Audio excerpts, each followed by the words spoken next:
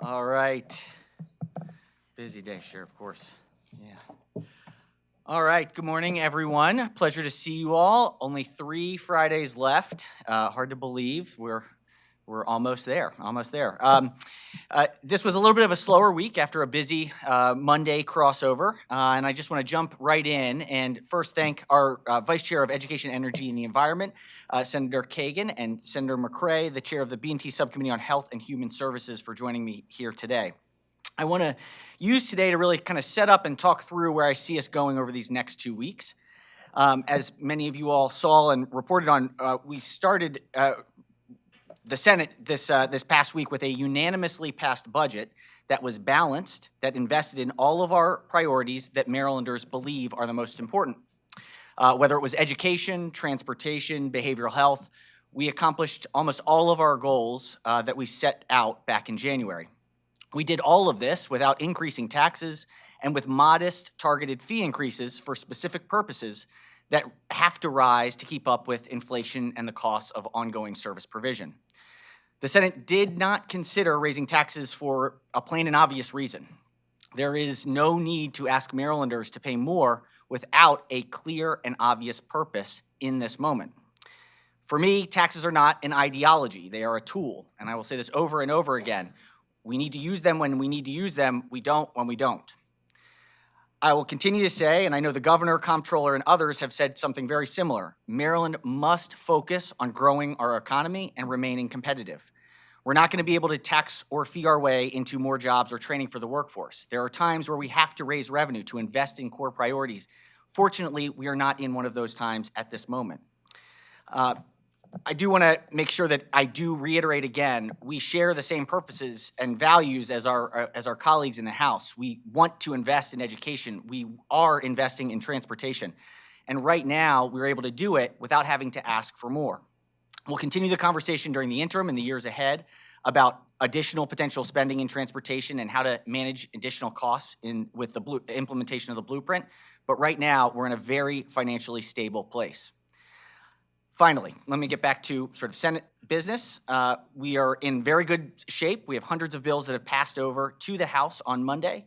Our committees are now hearing a number of the House bills, and that will be the story of the day for the next 2 weeks. We are in a very, very strong position here with 18 days left to go.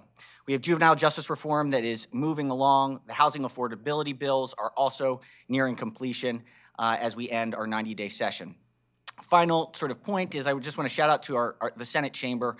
The quality, the tone, and the tenor of our debate has been top-notch, and I think really is a reflection of what Marylanders should want and deserve from their General Assembly. So with that, I'm going to pause and hand it over to the Vice Chair of our Education, Energy, and the Environment Committee, Senator Cheryl Kagan. Thank you, Mr. President. It's an honor to be here. So we call my committee Education, Energy, and the Environment. I always add "and elections." It wasn't that long ago when elections were an afterthought and it was only for policy wonks and academicians to think about. In recent years, with conspiracy theorists and others, that has changed, and you all are now focused on that. I want to thank the governor for including an election bill in his priority package, and then I sponsored 11 bills on elections, and many of my colleagues have others. There were 3 hearings this past Tuesday on my bills. I have 3 more coming up this Tuesday. I'm going to run through several super fast, and then after Senator McCray or whatever the protocol is, I'm happy to take questions. So special elections have to be back in the news with the impending resignation of Senator Ariana Kelly, which is a loss. We're going to have another appointment to the Senate, and then if there is a delegate who is chosen, there may be a domino effect, and there may be yet another appointment to the House of Delegates. Senate Bill 29 did move out of the Senate. We had the hearing this past Tuesday, and we'll see what the House decides to do. But roughly 25% of our 188 members have been selected rather than elected. I think it's about democracy, and we should have more accountability. We have problems getting judges to work on elections. We have a bill that has passed, it'll be heard this coming Tuesday, to allow those who are unemployed to work, get a modest stipend, and not have that count against their unemployment income. That could help us. In this presidential election year, we've got to modify our process so that we don't have any risk of having fake electors. So making sure that our electoral college process goes smoothly. That bill passed unanimously and hopefully will move forward as it already has in both chambers. Recounts. Our laws are outdated and we need to literally update them to reflect technology. I also am going to do a super quick thing just to make sure all of you are aware of the impending challenges with internet-delivered ballots. What I say is that people shop online, they bank online, they may even date online, and so people think it's obvious that they should vote online, but it's not as easy as that for either the voter or the boards of elections. When they print out their ballot, it looks like that. That assumes that they have a printer and a toner cartridge and all that. After they complete it, they have to put it in an envelope and either pay for the stamp themselves or drop it off at a drop-off box. But that's only the beginning of the challenge, because then it has to be manually duplicated by bipartisan teams to make sure that this is what goes through the scanner. Our laws don't reflect that.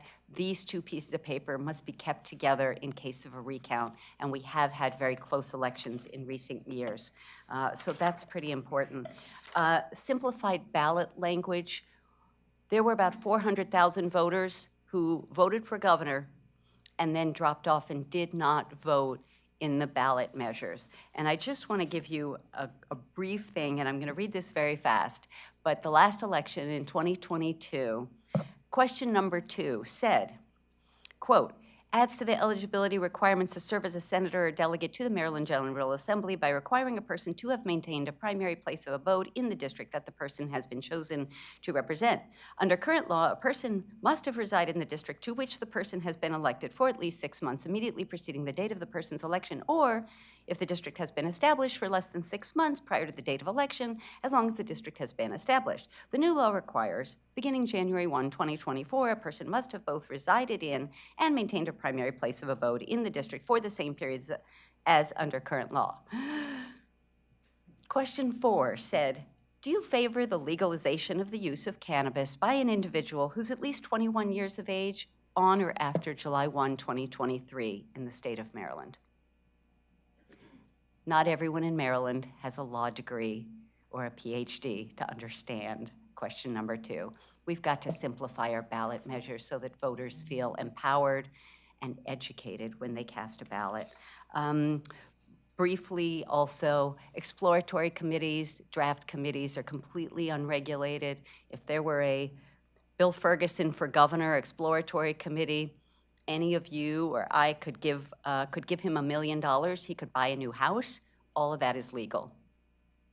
And none of it would be transparent or disclosed anywhere. That's crazy. It would be a demotion. Yeah. So we need to increase transparency and make sure that people are only spending money raised on election activities. Scam packs, we've gotten coaching from, warnings from the FBI and the Federal Election Commission that these are on the rise. Again, more transparency and allow the State Board of Elections to issue subpoenas. And then I believe that unaffiliated voters should be able to cast a ballot in primaries, but we weren't quite ready to move that. There are other issues pending, but that's the quick overview of some of the issues. None of these bills are partisan, and they all will advance our democracy. And to be clear, Maryland has excellent elections. They are fair, they are accurate, they are transparent, and all of these will help enhance and gain confidence in case people have questions. But we do a great job here in Maryland, and with all props to our local election staff and volunteers, judges, and others, and to Jared Demarinis, our new state administrator. Thank you. Happy to take questions.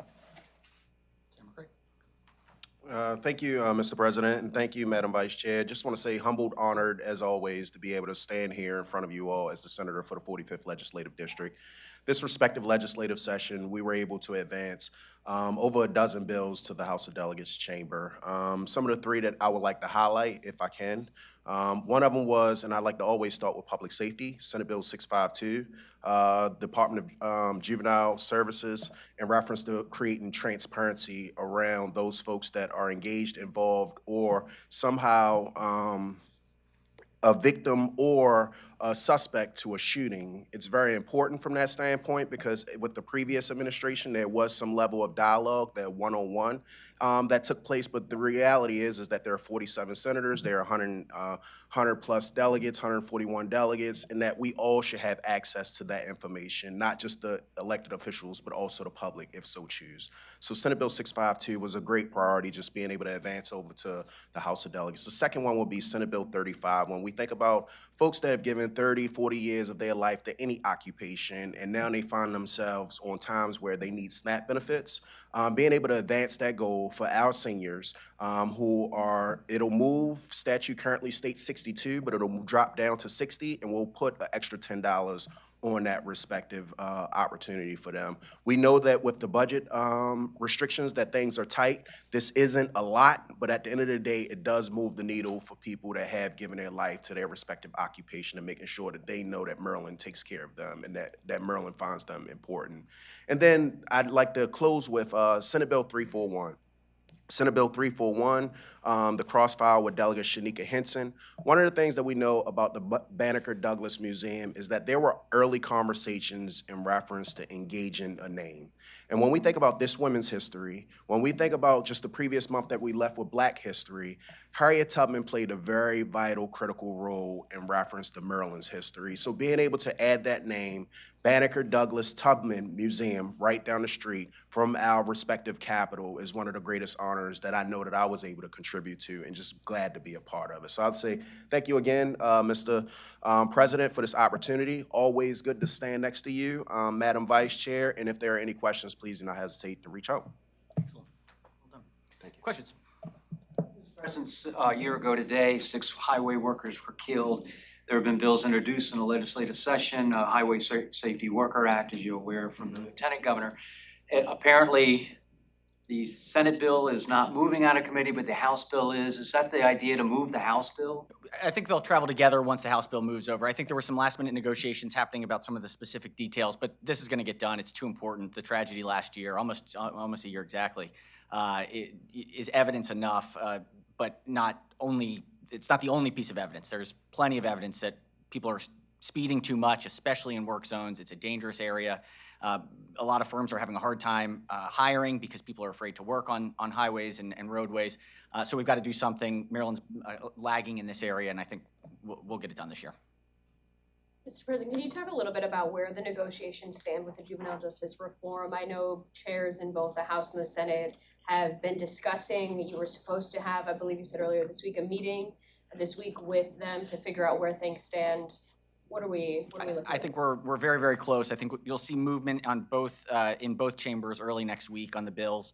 I think there's still some outstanding, truly, I mean, we're talking effective date, implementation, enactment dates is sort of like the point of differences that are left over. So I think we're in a great posture. We'll get it done by next week. Have you had any conversations with Chairman Smith about what to do with kids and the SINS petition and how that is significantly different than the version that came out of the House? Yeah, I mean, I think that there is an overarching need that Maryland has to work on moving forward about the effectiveness and quality of the SINS process. It is something where our system is less robust than other states, and we have the opportunity with this legislation and with the administration to enhance that SINS process that brings in the whole family, brings in lots of different resources. And so, I think that we'll come to agreement on it. I think the bedrock of the system is diversion. What we want is for kids to stop doing the behavior that they're engaged in.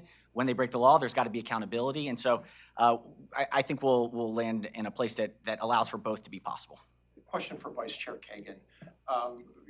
You've talked a lot about elections this morning. There is still one nomination for the Board of Elections that's hanging out there. Was wondering if you had thoughts about Diane Butler. Have you had a chance to talk to her, and thoughts about these emails and social media posts that have seemed to stall the nomination a little bit?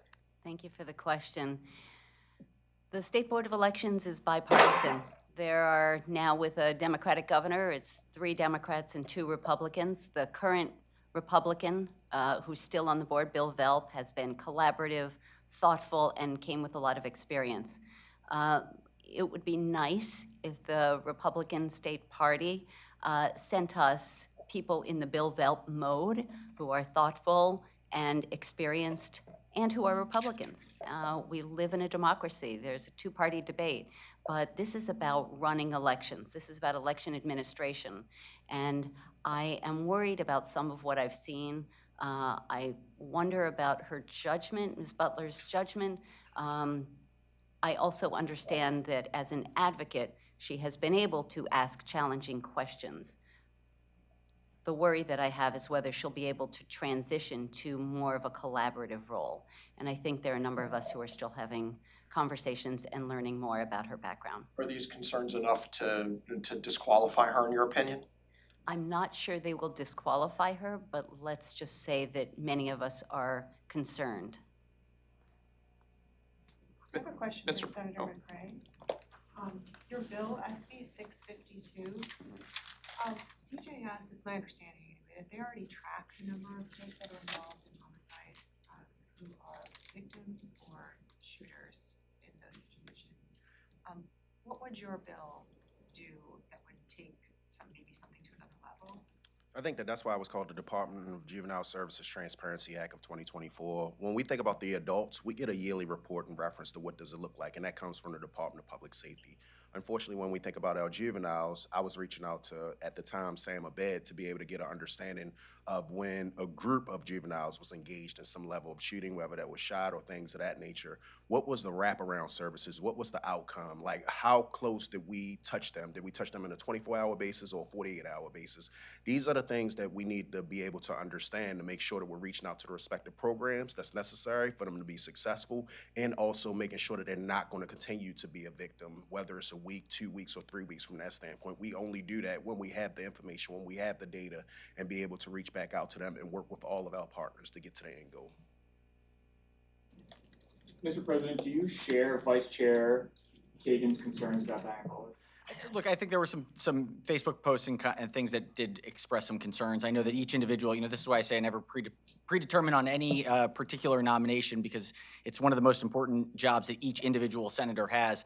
I think that there are additional questions that are being asked of the nominee, but I think there is a very high bar, particularly in this particular appointment, because it is a representative of the party selected by the party. And so I think there would have to be significantly more information of concern to overcome that bar of potentially not moving forward. Will she get a vote on Monday? As of today, I presume that will be the case, and unless additional information moves forward. Do you have a schedule on when the horse racing bill would actually make it to the Senate, and will it make it to the finish line, no pun intended? There's only a House bill at the moment, so we'll see if the horse race finishes well. What kind of concerns do you have that taxpayers will end up footing the bill for this, that ultimately the racetrack plan is not sustainable and will require some kind of a bailout, much in the way that the state repeatedly had to bail out Rocky Gap for a time? Yeah, I mean, I don't feel comfortable putting before the Senate anything that does have uncapped costs. There has to be we have to be very responsible in our fiscal duties today and into the future. And so anything that would move forward in the Senate would have to be positioned in a way that doesn't have an uncapped amount that could go down the line for operating for an industry. We support the industry a lot, and we should. There's lots of public policy reasons why this is an important industry for the state of Maryland, but everything has a limit. What is the litmus test? What is the appropriate litmus test for a Republican nominee in state board elections? Because Carlos Ayala passed all the background checks at 3 levels and had nothing on his social media that caused anybody to even ask a question. But now you had something that kind of made you ask a few questions and hit the pause button. But what is it? You know, like the other one you found nothing, now you found something, what's enough? Yeah, especially in these situations, in a moment when democracy is at stake, I don't think there's a formulaic answer. I think this is everyone, Republicans and Democrats, I believe, should be focused on how do we have integrity in elections. And so I think that there is a heightened bar in this moment in time around anyone that is having any impact on the election process. And so I think, I feel like we learned a lesson last go around, and so there is a more scrutiny rightfully being undertaken. But at the end of the day, these are nominees from the political parties. And so just as the Democratic Party selects 3, now that we have the majority, and the Republican Party selects 2, the parties are the ones who are making the nominations to the governor. It is rare that you see any real restraint on the advising consent. But in the last 3 years, we've seen 2 different nominees not move forward at one point, and then 1 have to withdraw. So I think we're extremely mindful of that, and I'm hopeful that we get to resolution by the end of session. Can we go back to the budget really quickly, just to talk about the timing of the conference committees next week? And, the House's version this week is very different than what we saw. And I know you've said many times about the various taxes, but with so little time left in session, how likely is it, or what's the likelihood that we'll see some of those tax increases that are included in the House version make it? Look, we'll start conferencing early next week. We've been clear where the Senate's position was for months. Nothing changed on our end. And so, I think that we've had cordial conversations. We're in a different position on sort of the ideology around taxation when you don't need it in the moment. And so we'll see, but that's what the legislative process is for. Deadlines often have a good way of bringing people to a place of understanding. I feel very confident that we're not in a place where large-scale income or tax increases are something on the table for the Senate. When you say large scale, does that include possibly smaller? Look, we are always looking. We have to negotiate, right? And so I feel very confident in where we are. I don't see us moving when it comes to broad-based general fund taxes. Forgive me, you've been very clear this week and throughout session, no iGaming and no corporate combined reporting. Worldwide. You said that those are hard-nosed this year. Are there things that the House has proposed that are not hard-nosed, that you are willing to discuss, even if not potentially willing to accept the full House response? Certainly, and we've had conversations along those lines. If you go back to 2000. What are those areas? Yeah, I guess is what I'm asking. Sure. You look at something like the transportation network fees that go towards the Transportation Trust Fund is a direct relationship, a user fee. Back in 2013, of course, it's the General Assembly that passes a bill. I was the sponsor of the bill and learned quite a bit about transportation network companies. And one of the things that we did was add a fee for locals and municipalities because we recognized that there would be an increase. Since 2003, that fee has not been touched. And there's been a great increase in transportation network services. They use the roads, and it is a direct correlation. So, that's an area where we have not moved anything in the Senate, but I think we could consider that as part of a negotiation. But, this is a very targeted for specific purposes. Is eliminating the train commission a hard no? That's not going to happen. What about the elimination of the tax for the trade-in values on vehicles? We're hearing some. There's some big concerns around the trade-in. This is one where exactly why we have the Train Commission. We have got to balance these issues. A number of pieces of this plan sort of popped out of nowhere, were drafted onto an amendment that really didn't get a full hearing. So, this is a really important question around transportation infrastructure. And in many cases, you look in red states, you will see there are bipartisan pushes around infrastructure because everyone understands when you have to invest, people have to get to work, they have to get to school, they've got to be able to get groceries. Transportation systems matter, and there's a universal sense that you got to pay for it, especially when costs are going up. And so this is an opportunity for us to get around a table and figure out what are the long-term ways that we're going to solve or at least fund our transportation system to make Maryland competitive. That's the whole point of the commission and why we have this next year to really balance all of the potential issues. Thank you, Mr. President. Okay, thank you all. Have a great weekend and a fun next week.